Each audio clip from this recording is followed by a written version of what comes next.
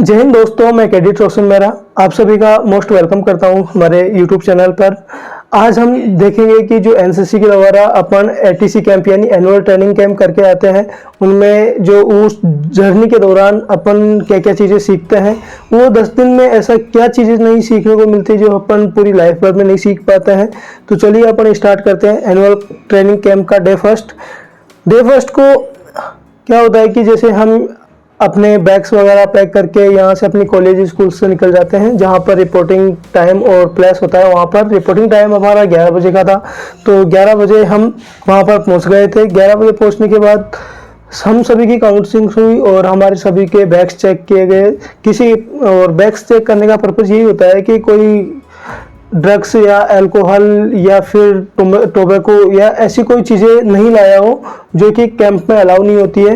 ये इनके ऊपर सख्त मना होता है इन चीज़ों के लिए।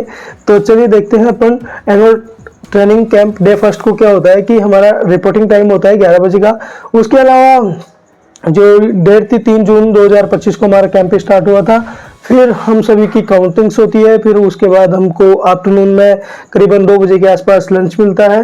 फिर बेसिकली लंच होने के बाद हम सभी को रेस्ट में सभी को बुलाया जाता है और सभी को कंपनीज में डिवाइड किया जाता है।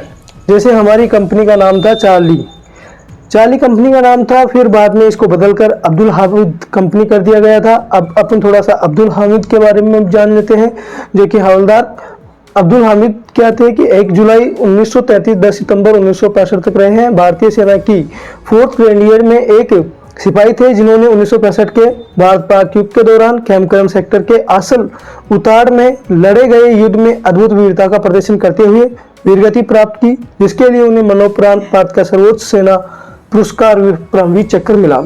यह हमारी कंपनी का नाम था।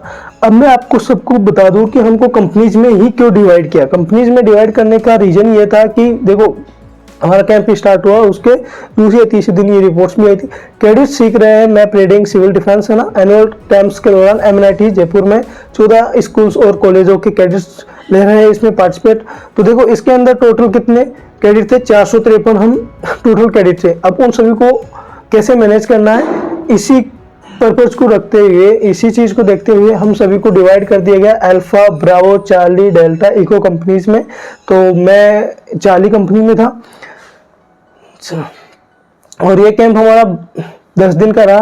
तो एनुअल ट्रेनिंग कैंप के डे फर्स्ट को हमको फिर लंच होने के बाद और हमारे कंपनीज में डिवाइड करने के बाद एक क्लास हुई। उसके हमको बेसिक नॉलेज मिली किसकी? .22 राइफल की। देखो, अपन देखते हैं .22 राइफल। .22 राइफल 3 प्रकार की होती है। उसके हमको पहले जो नॉलेज दी गई .22 डिलक्स राइफल की।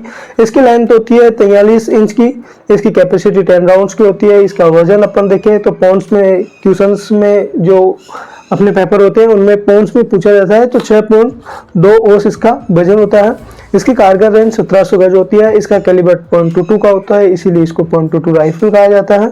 ये इसकी बेसिक नॉलेज हमको सीखने को मिली।